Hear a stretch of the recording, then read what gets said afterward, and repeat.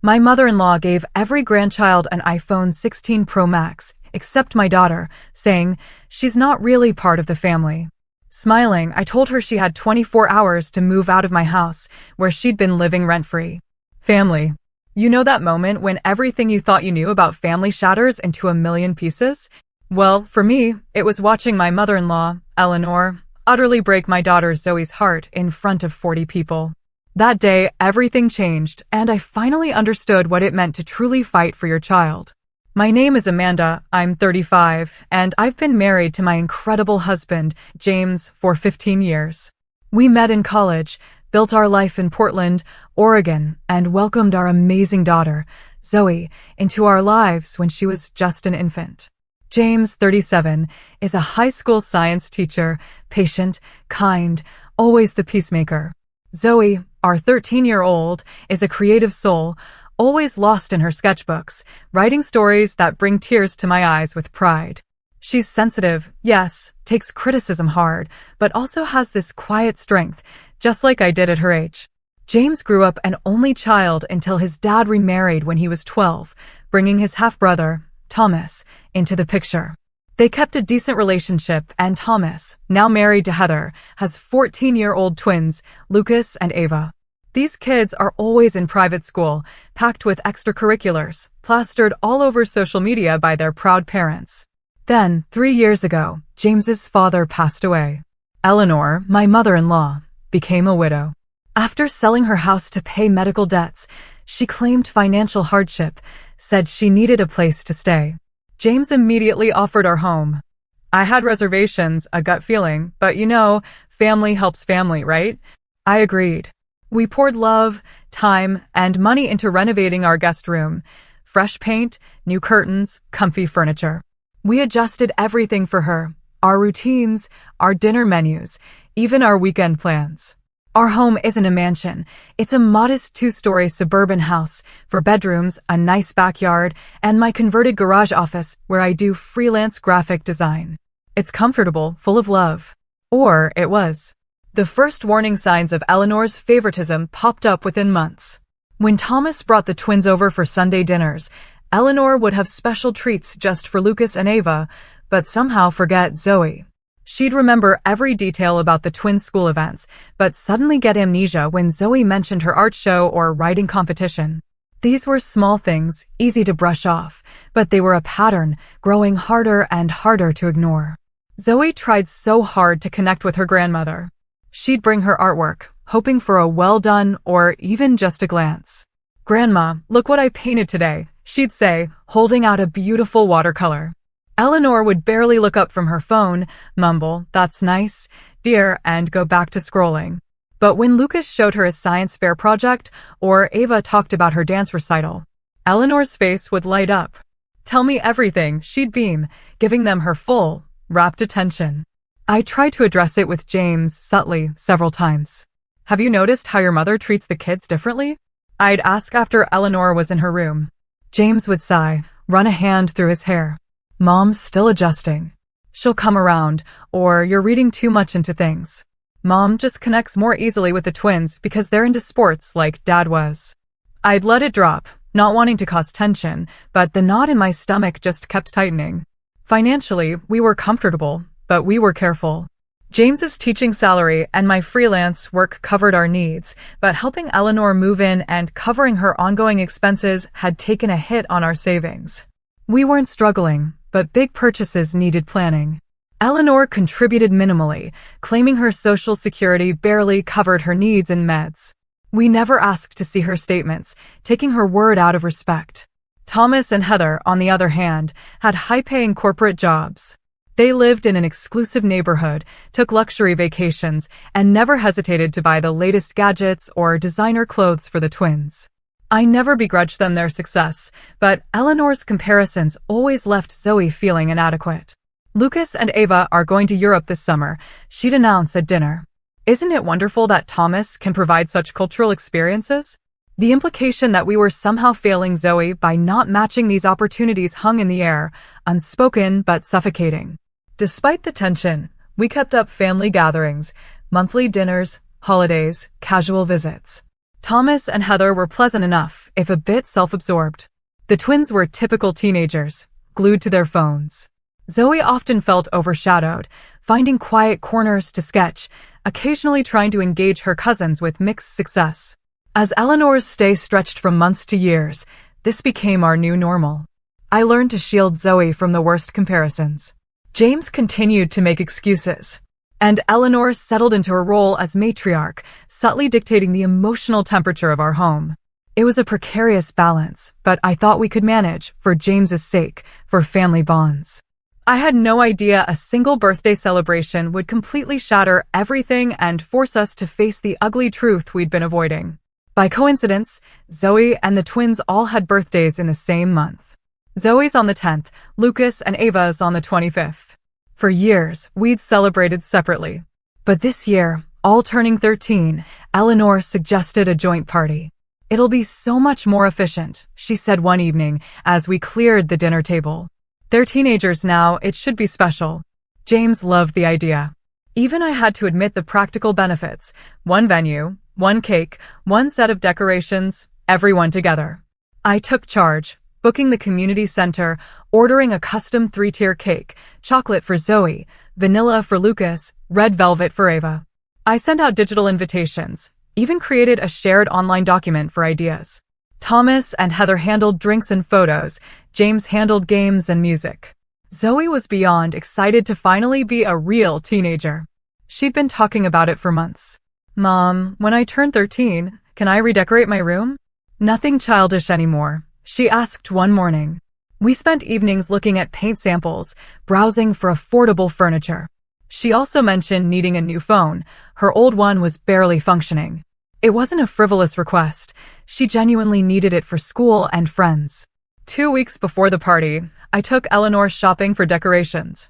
We were comparing prices on streamers when she suddenly checked her watch. "I need to run a quick errand. I'll meet you at the food court in an hour." I thought nothing of it. Until later, that afternoon, when I overheard her on the phone with Thomas. "Yes, I got them both. The newest model, just as we discussed.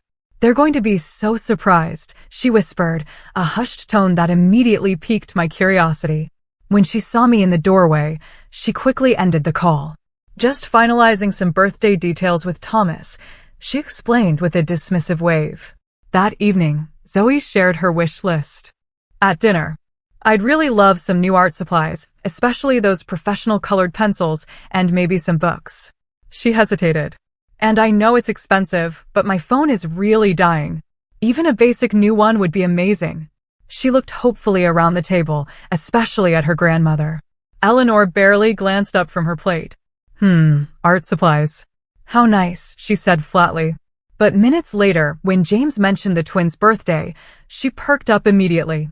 "What are Lucas and Ava hoping for this year? Still into those video games? Or perhaps something more grown-up now that they're 13? The enthusiasm in her voice was unmistakable. I saw Zoe's face fall slightly before she masked her disappointment. James had been working extra summer school sessions specifically to afford good gifts for Zoe. "I want to get her that phone," he told me late one night. "She deserves it, and she really needs it for school." I agreed, though I worried about the expense. We'd been setting aside a little each month, and with the extra summer school money, we could manage it, but it would be a stretch. Around this time, I had coffee with my friend Rachel, who listened patiently as I vented. "It's like she doesn't see Zoe at all," I confided. "Or worse, she sees her but has decided she's somehow less worthy." Rachel, who dealt with similar in-law issues, suggested I start documenting the behavior. Not to create drama, she clarified, but to have concrete examples when you talk to James.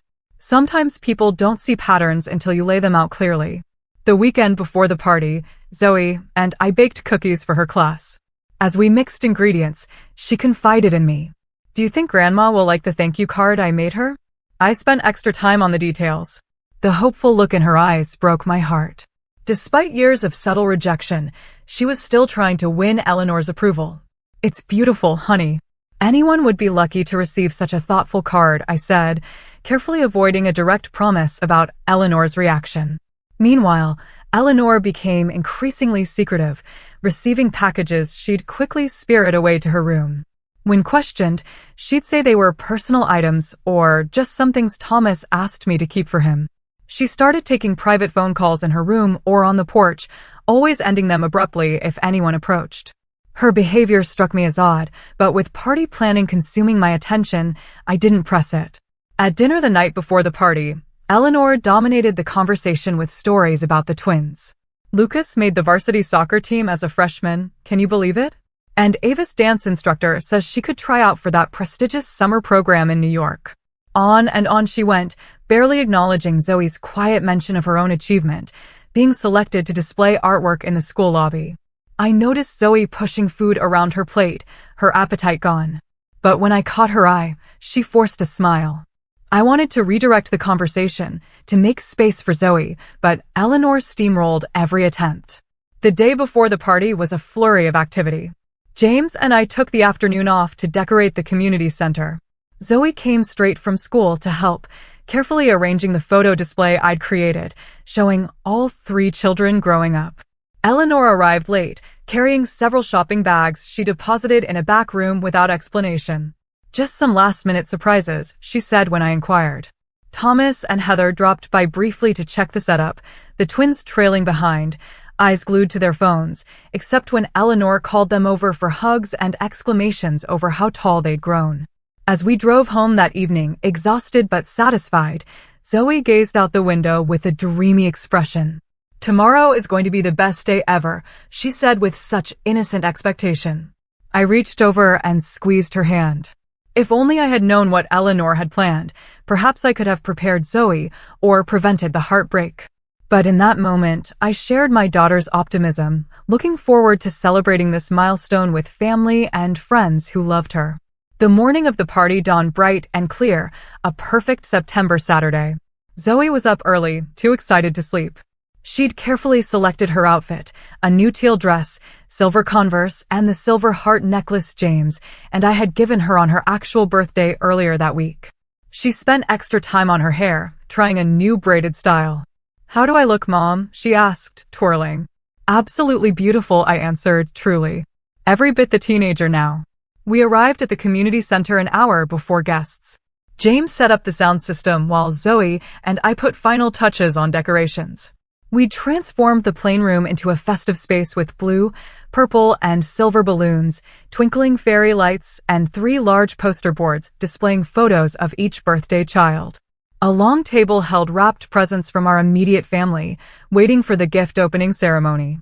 Thomas and Heather arrived with the twins exactly at 2 o'clock. Lucas and Ava were dressed in coordinating outfits that probably cost more than our entire party budget. Eleanor fussed over them, straightening Lucas's collar, complimenting Ava's designer shoes. Zoe approached with a shy smile, clearly hoping for similar attention, but Eleanor merely nodded in her direction before turning back to the twins. I saw the hurt flash across Zoe's face before she composed herself and went to greet her cousins. Soon, the community center buzzed with teenage laughter. We'd invited classmates of all 3 children, neighbors, extended family. There was a photo booth, a karaoke station, game areas. Zoe flitted between friend groups, her initial nervousness giving way to genuine enjoyment. I caught James's eye across the room, and we shared a smile of relief. Despite the underlying tension with Eleanor, the party was going well. The food table offered mini sliders, a build-your-own nacho bar, fruit skewers, finger desserts, and, of course, the cake. Eleanor had insisted on bringing her famous deviled eggs, though I knew none of the kids would touch them. Sure enough, the eggs remained untouched while everything else disappeared rapidly.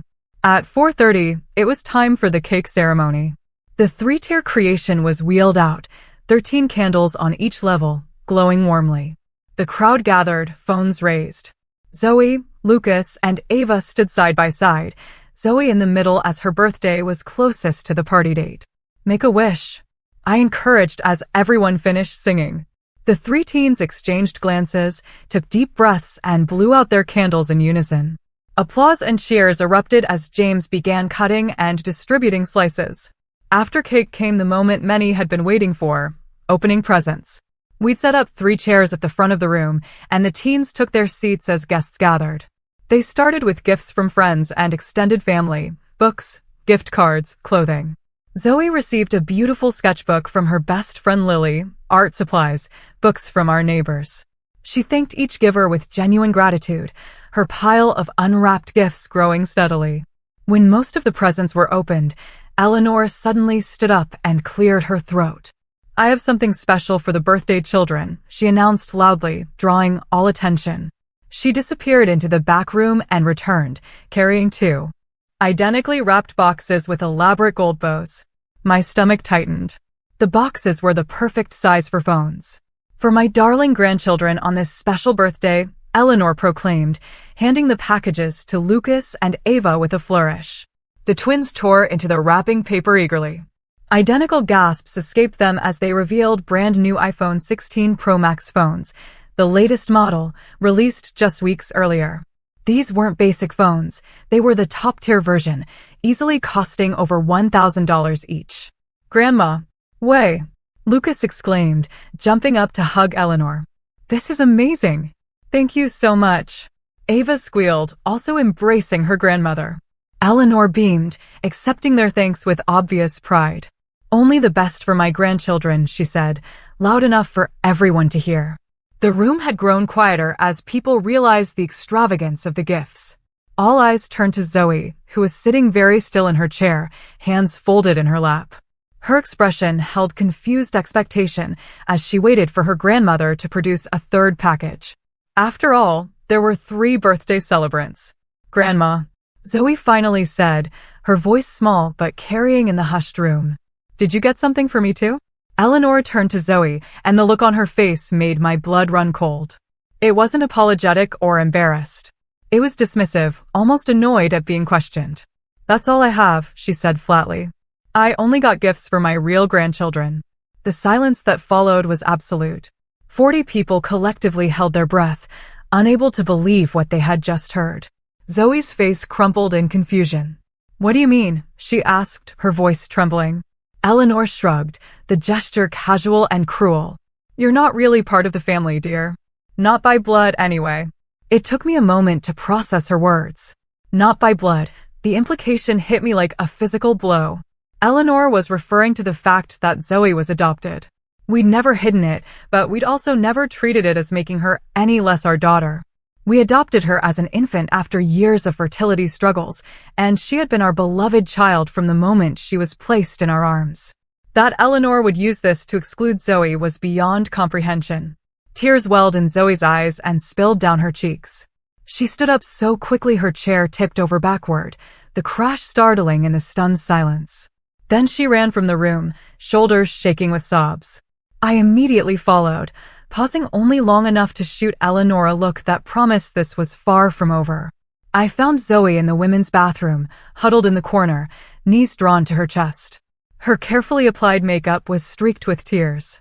Her earlier joy completely extinguished.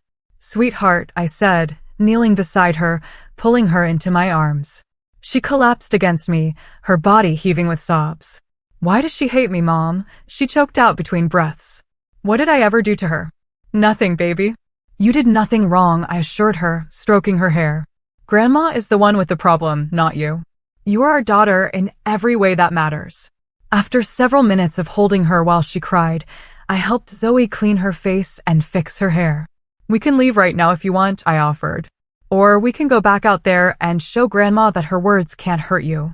It was unfair to ask a 13-year-old to be so strong, but I wanted to give her the choice. Zoe took a deep, shuddering breath. "I want to go home," she whispered. "But I should say goodbye to my friends first." When we returned to the main room, the atmosphere had completely changed. James was standing toe-to-toe with his mother, his face flushed with anger. I had rarely seen my husband truly angry, but there was no mistaking his fury now. "How could you say that to her?" he was demanding. "How could you be so cruel to a child, any child, let alone my daughter?" Eleanor stood with arms crossed, unrepentant. "I simply spoke the truth, James. The girl is adopted. She's not a blood relative. Lucas and Ava are my actual grandchildren." Thomas and Heather hovered nearby, clearly uncomfortable. The twins were showing off their new phones to friends, either oblivious or intentionally ignoring the drama unfolding. Most of the other guests were gathering their belongings, eager to escape the tension. The party was effectively over.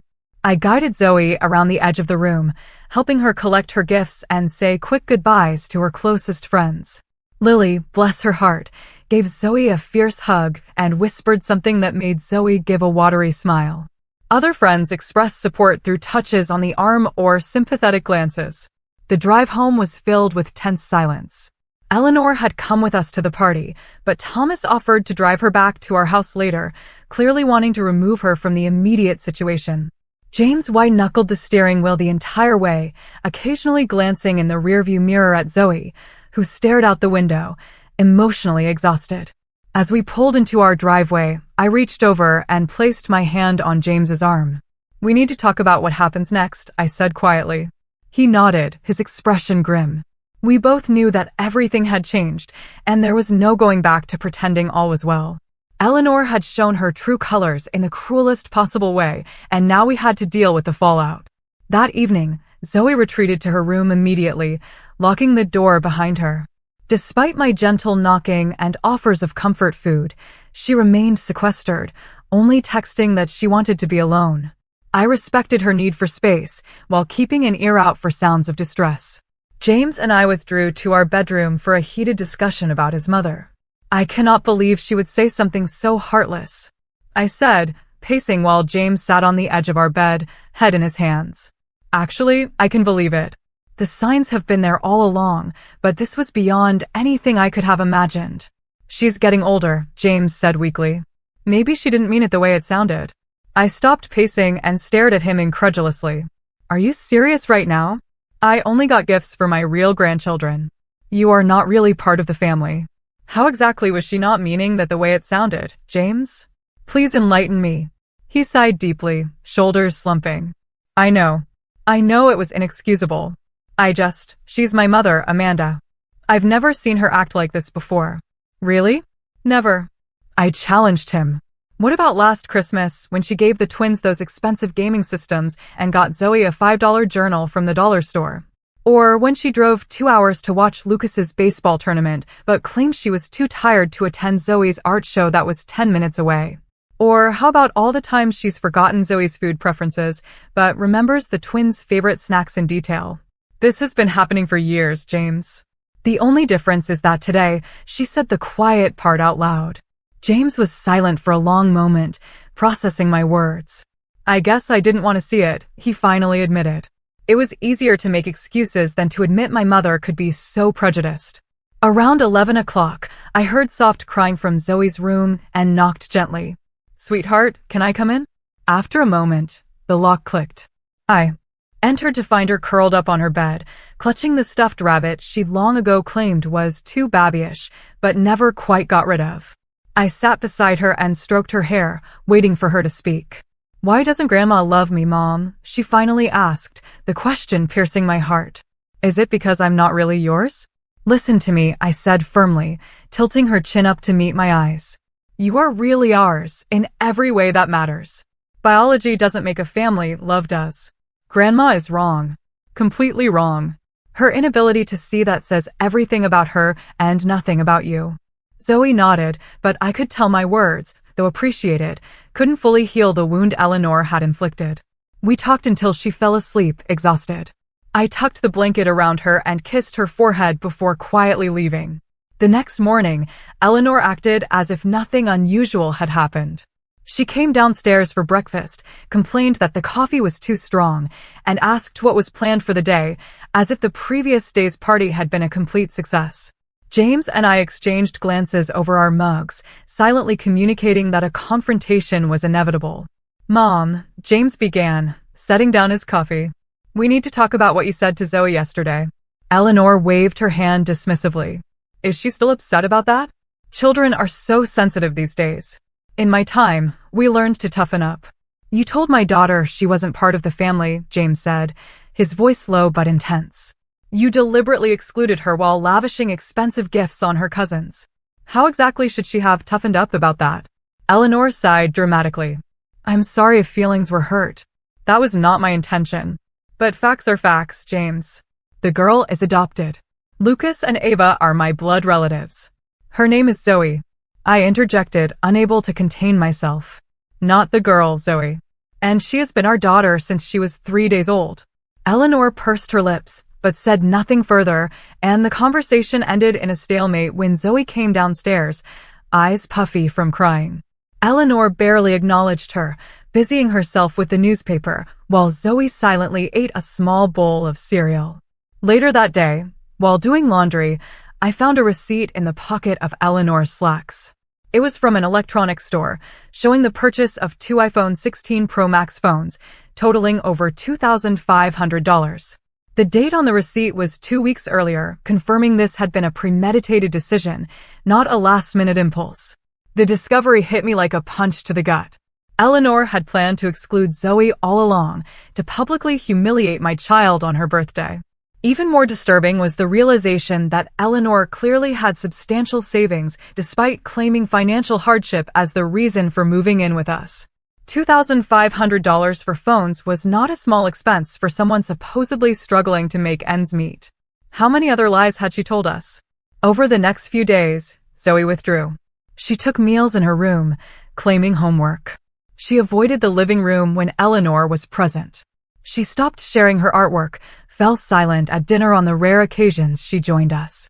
The vibrant, creative child who filled our home with stories and laughter had retreated into herself. On Wednesday, I received a call from Zoe's school counselor, Mrs. Walker. I wanted to touch base about Zoe. She's been unusually quiet in class, and her English teacher mentioned she hasn't been turning in assignments, which is very unlike her. Did something happen that we should be aware of? The call confirmed what I already knew. The damage Eleanor had inflicted went beyond hurt feelings. It was affecting Zoe's academics, her social interactions, her entire sense of self. My anger, which had been simmering just below the surface, began to boil. That evening, I confronted Eleanor directly about the receipt. You spent over $2,000 on phones for the twins, but couldn't get anything for Zoe? And all this time, you've claimed you can barely afford your medications. Eleanor's face hardened. My money is my business, Amanda. I can spend it how I choose, and I choose to spend it on my actual grandchildren. While living rent-free in our home, I pointed out, eating food we buy, using utilities we pay for. James invited me to live here, she countered. If you have a problem with that arrangement, perhaps you should discuss it with your husband. James, who had been increasingly quiet as he processed his mother's true nature, was starting to see the situation more clearly. That night, he admitted, I think Mom has been manipulating us, using her supposed financial problems to gain sympathy while hoarding her money for things she actually wants to spend on, like spoiling the twins. The tension in our household grew thicker by the day. Eleanor began making pointed comments about my parenting, my cooking, even my appearance. No wonder Zoe is so sensitive with you coddling her constantly, she remarked during dinner. Or perhaps if you spent more time teaching Zoe proper manners instead of encouraging all that art nonsense, she would fit in better with proper society. The final straw came 1 week after the party. Zoe had reluctantly joined us for dinner, pushing food around her plate while Eleanor dominated the conversation with news about Thomas's recent promotion. When Zoe politely asked to be excused, Eleanor scoffed. Running away again? You're too sensitive, just like your mother. It's no wonder you struggle to be accepted. Zoe's eyes filled with tears as she fled the table. James immediately stood up, napkin thrown down. That is enough, Mom. You have gone too far. Eleanor looked genuinely surprised at his reaction. I was merely making an observation. The girl needs to develop a thicker skin if she's going to survive in this world. As James followed Zoe upstairs, I remained at the table staring at my mother-in-law. A calm clarity descended over me. This woman was toxic, and she was poisoning our home, our family, and most importantly, my child's sense of self-worth. Something had to change, and it needed to happen immediately.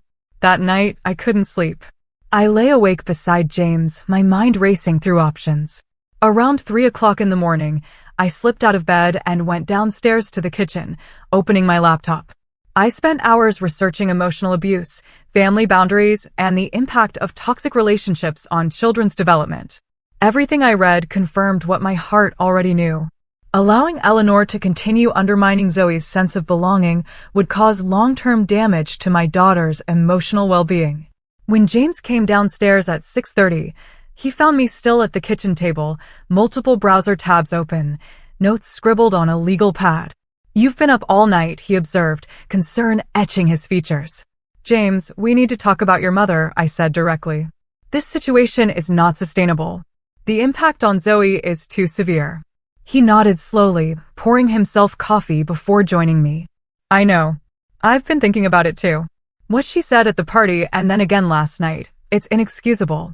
It's more than that, I pointed out. This is a pattern of behavior that has been escalating for years. The party incident was just the most public and blatant example. If we don't act now, Zoe will internalize the message that she is somehow less worthy of love and belonging because she is adopted. James closed his eyes briefly, pain crossing his face. What do you suggest we do? Your mother needs to leave our home, I said firmly. I know she's your mother, and I know this is difficult, but our primary responsibility is to our daughter. To my relief, James didn't argue. You're right, he admitted. I've been torn between loyalty to my mother and protecting Zoe. But seeing how much this is hurting our daughter, there's really no choice. Zoe has to come first. We spent the next hour outlining a plan.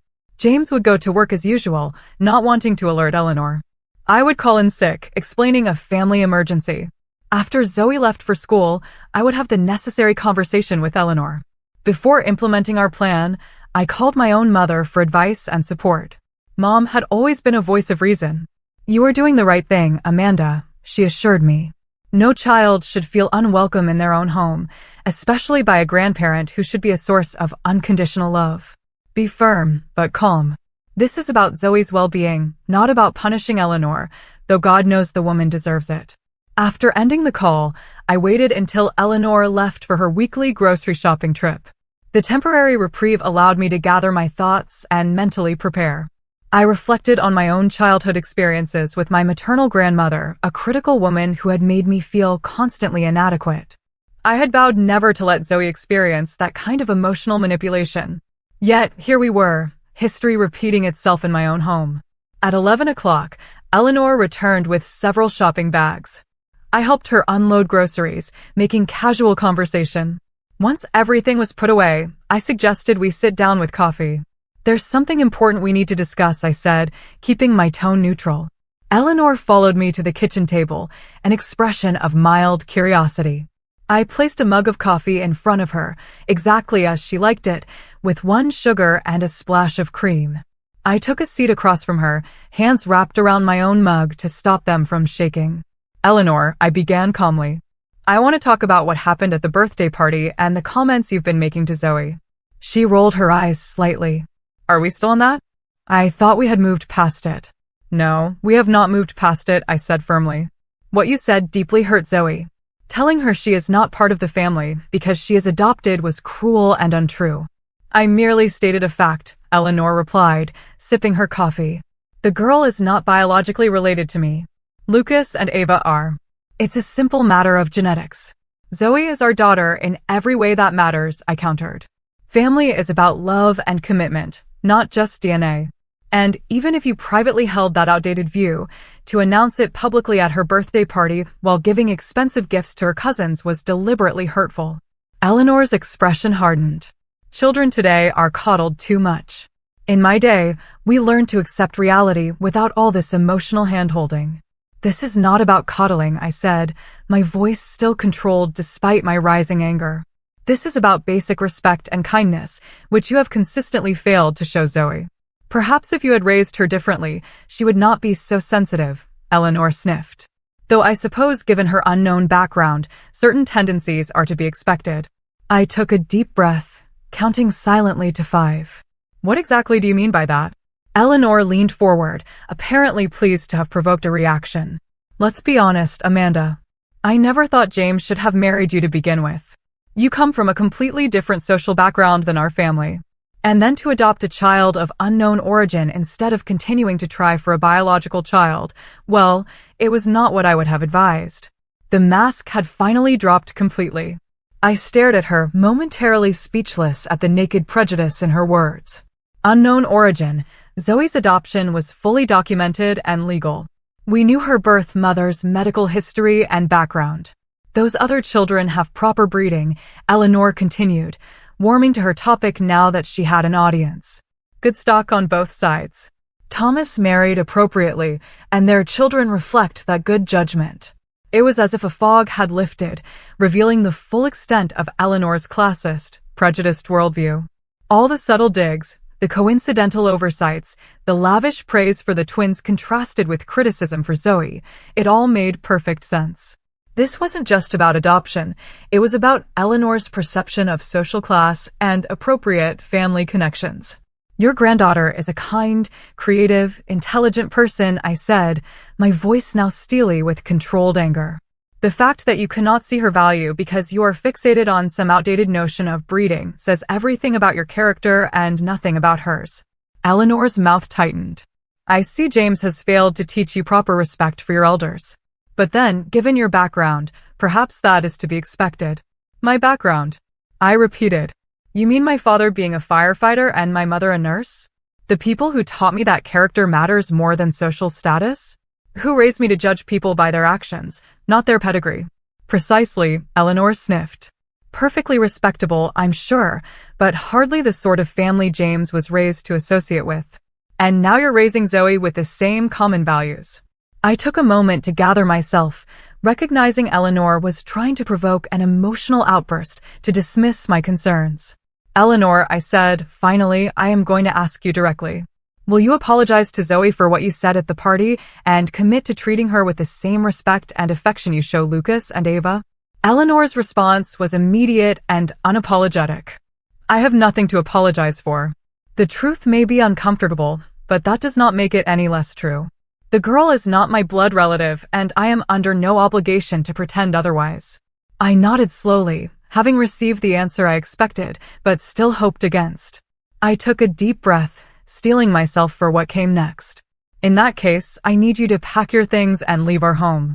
You have 24 hours. Eleanor's eyes widened in genuine shock. Excuse me? You have 24 hours to pack your belongings and find other accommodations, I repeated, my voice calm but firm. This is not negotiable. This is James's house too, she sputtered. You cannot make this decision alone. James and I have already discussed this, I informed her. He agrees that your presence is harmful to Zoe and that you need to leave. This is absurd. Where am I supposed to go on such short notice? You have options, I said. Thomas has a guest room. Or you could use some of that money you spent on iPhones to get a hotel until you find an apartment. The choice is yours. But either way, you will not be living here after tomorrow morning. Eleanor's face flushed with anger. You cannot throw me out. I am an elderly woman. You are a 67-year-old woman in excellent health who has been taking advantage of our hospitality while secretly hoarding money and emotionally abusing our daughter, I corrected her. And yes, I absolutely can ask you to leave my home under those circumstances. Eleanor stood up abruptly. James will hear about this, she threatened, reaching for her phone. Yes, he will, I agreed calmly. In fact, he's expecting your call. Eleanor immediately called James at school, her voice carrying through the kitchen as she gave her version of events. Your wife has lost her mind, threatening to throw me out on the street after everything I have done for this family. I continued calmly sipping my coffee, mentally preparing for the next phase. 20 minutes later, James walked through the front door, having left school early. Eleanor rushed to him, relief evident. Thank goodness you're here, she said. Amanda has been making ridiculous demands and threats. She seems to think she can evict me from your home with just 24 hours notice. James looked from his mother to me, his expression serious. Let's all sit down and talk this through, he suggested, leading us to the living room. Once seated, he turned to Eleanor. Mom, Amanda told me about your conversation. Is it true that you said Zoe is not really family because she's adopted? I merely stated the obvious, Eleanor defended. The girl is not my biological grandchild. I cannot be expected to feel the same connection to her as I do to Lucas and Ava. And did you also say that Amanda comes from the wrong social background and that Zoe has unknown origins and lacks proper breeding? James continued, his voice hardening. Eleanor hesitated, perhaps realizing how her words sounded when repeated back to her. I might have expressed some concerns about maintaining certain family standards, she hedged. Every grandmother wants the best for her family line. James shook his head slowly. The best for our family would be having a grandmother who loves all her grandchildren equally and doesn't rank their worth based on biology or perceived social status. Eleanor's eyes filled with strategic tears. You are taking everything out of context, she whimpered. I'm an old woman who occasionally speaks too directly. Surely you wouldn't throw your own mother out over a misunderstanding.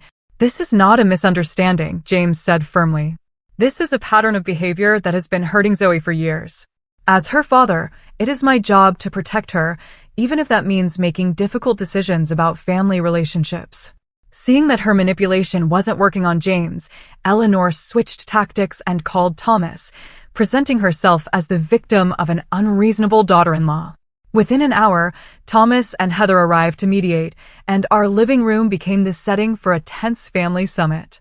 Let me get this straight, Thomas said after hearing both sides. You are kicking Mom out because she bought phones for my kids, but not for Zoe? No, I clarified. We are asking Eleanor to leave because she publicly humiliated Zoe by announcing she isn't really family because she's adopted and has continued to make hurtful comments that undermine Zoe's sense of belonging and self-worth. Thomas looked uncomfortable, glancing at his mother. Mom, did you really say that? I might have expressed myself poorly, Eleanor admitted, dabbing at her eyes. But I never meant to hurt anyone. You know how much I love all my grandchildren. Actually, that's the problem, James interjected. You don't love all your grandchildren. You consistently favor Lucas and Ava while treating Zoe as an afterthought at best and an interloper at worst. Heather, who had been silent until now, suddenly spoke up. Eleanor, I've noticed it too, she said quietly. The way you talk about the kids is very different. You praise everything Lucas and Ava do, but you rarely acknowledge Zoe's achievements. Thomas looked surprised at his wife's intervention, but Eleanor was indignant. So now everyone is ganging up on me? After everything I have done for this family. What exactly have you done, Mom? James asked. You've lived rent-free in our home for 2 years, contributed minimally to household expenses, claiming financial hardship, all while apparently having enough savings to spend thousands on gifts for the twins.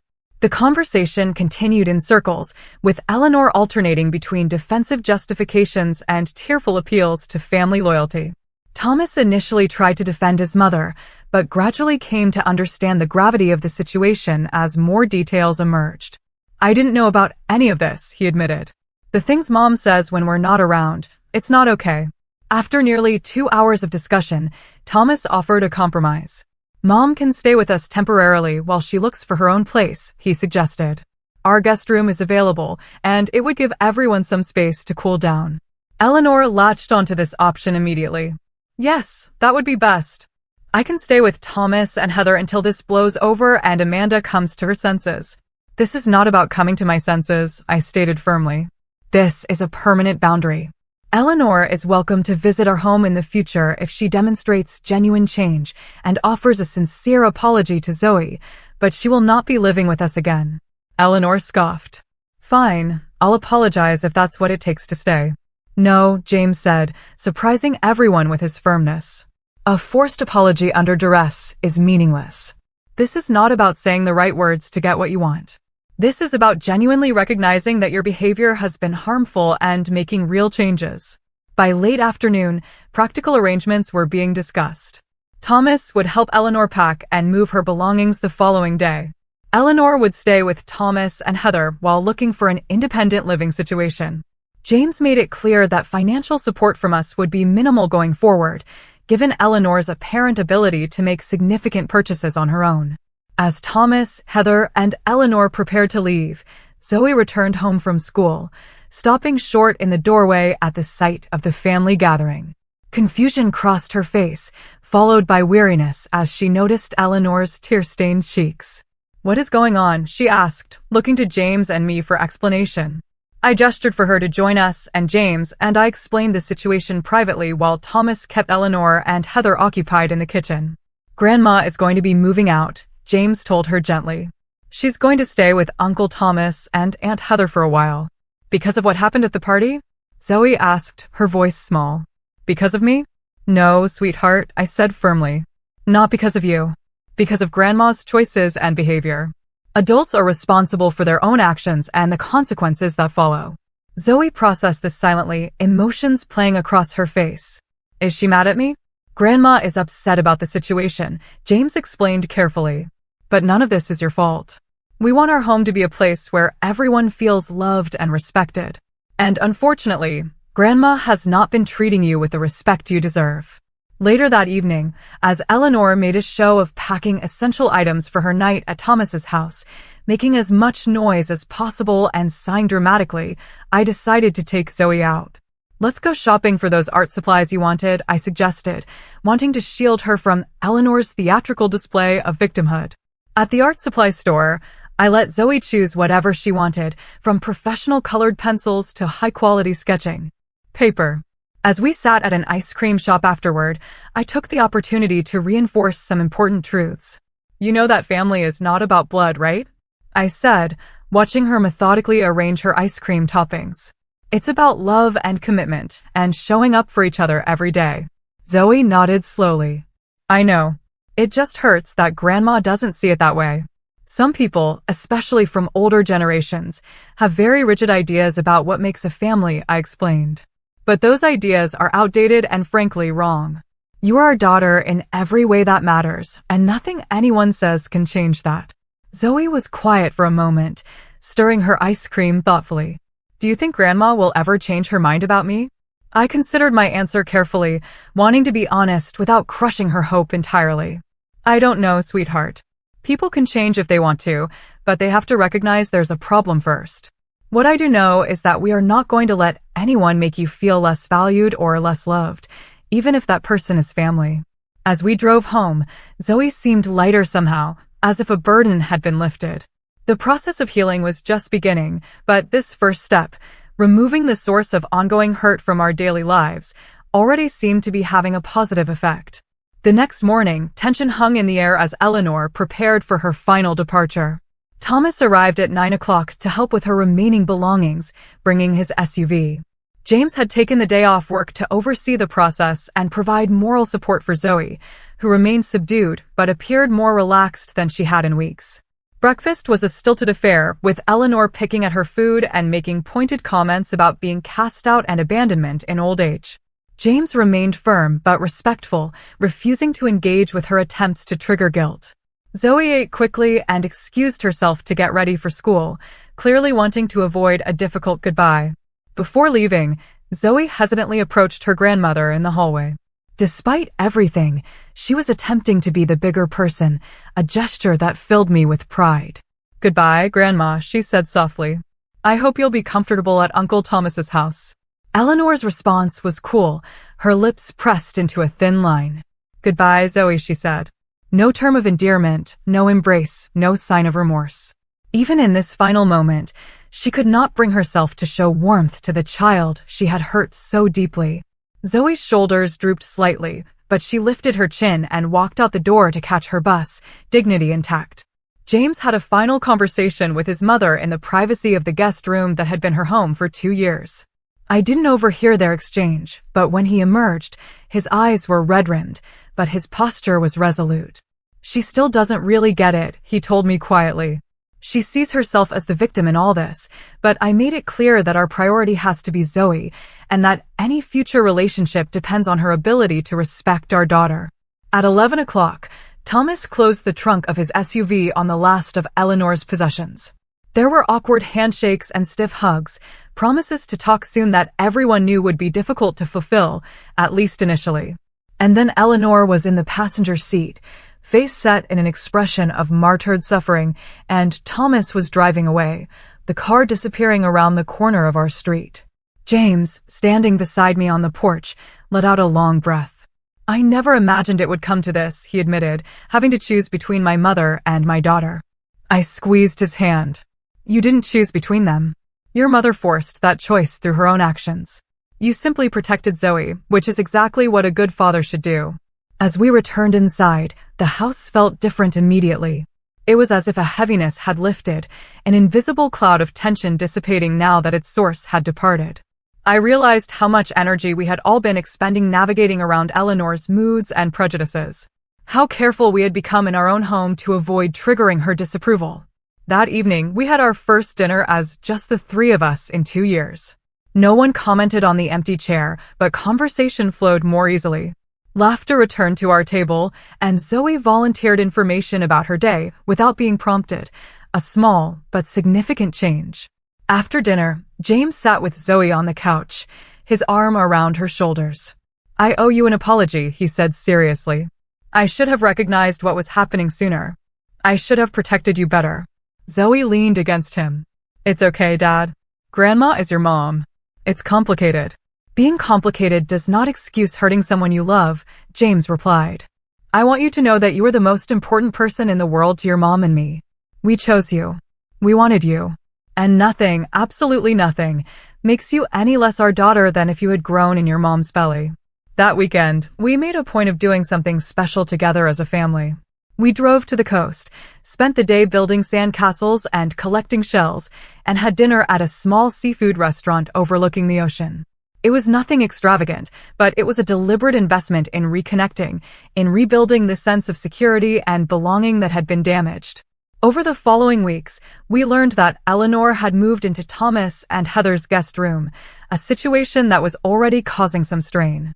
Thomas called James occasionally, sometimes to vent about their mother's difficult behavior, sometimes to report small improvements in her attitude. Heather had apparently had several frank conversations with Eleanor about her treatment of Zoe, which Eleanor received with varying degrees of defensiveness. For our part, we maintained limited contact with clear boundaries. James would speak to his mother on the phone once a week, keeping conversations brief and steering away from contentious topics. Zoe was not asked to participate in these calls, though the door was left open for her to do so if she ever wanted to. I spoke to Eleanor only when absolutely necessary, maintaining civil but distant relations. We began family therapy sessions to help process the experience, particularly for Zoe. Our therapist, Dr. Martinez, helped us understand the dynamics that had allowed the situation to develop and provided tools for healing. "What happened was a form of emotional abuse," she explained in one session. "It's important to name it as such, not to demonize Eleanor, but to validate Zoe's experience and ensure it is addressed properly." Zoe's recovery was gradual but steady. The school counselor reported improvement in her engagement with classes and peers. She began sharing her artwork again, her creativity flowing more freely now that she wasn't constantly bracing for criticism or dismissal. Small signs of her returning confidence appeared, speaking up more at dinner, inviting friends over, suggesting family activities. About a month after Eleanor's departure, we repainted Zoe's room, transforming it from the pale yellow of her childhood to a cool teal that reflected her emerging teenage aesthetic. It was a symbolic fresh start, a reclaiming of space, both physical and emotional. 6 months later, Zoe's art teacher selected her painting for the district-wide student exhibition. The piece, a striking watercolor depicting a young girl standing at a crossroads with paths stretching toward different horizons, showed remarkable technical skill and emotional depth for a 13-year-old. The artist's statement accompanying it read, "Sometimes we have to choose which path to take in life. The hardest choices often lead to the most beautiful destinations." Eleanor did not attend the exhibition, though Thomas, Heather, and the twins did, making an effort to support Zoe in a way they had not before. Perhaps seeing their grandmother's behavior through new eyes had shifted something in their understanding as well. The twins were surprisingly engaged, asking Zoe questions about her techniques and inspiration. Small steps toward a different kind of cousin relationship, one not defined by Eleanor's influence. As I watched Zoe confidently explaining her artwork to attendees, her face animated with passion for her creation, I reflected on the difficult journey we had navigated.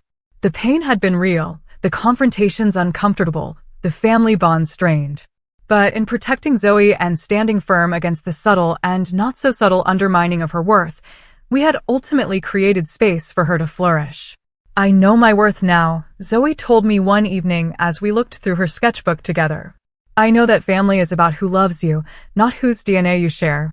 The wisdom in her young voice brought tears to my eyes. Through all the hurt, she had emerged with a stronger sense of self and a deeper understanding of what truly matters in relationships.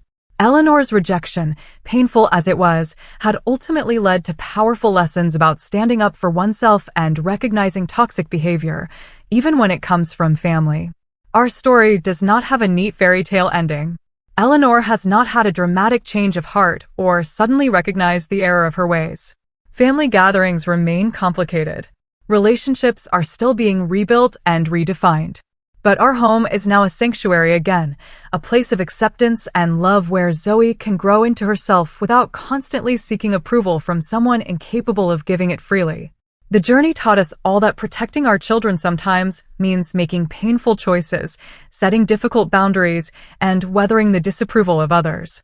It taught us that family is defined by love and commitment, not by biology or social expectations. Most importantly, it taught Zoe that she is worthy of respect and belonging exactly as she is.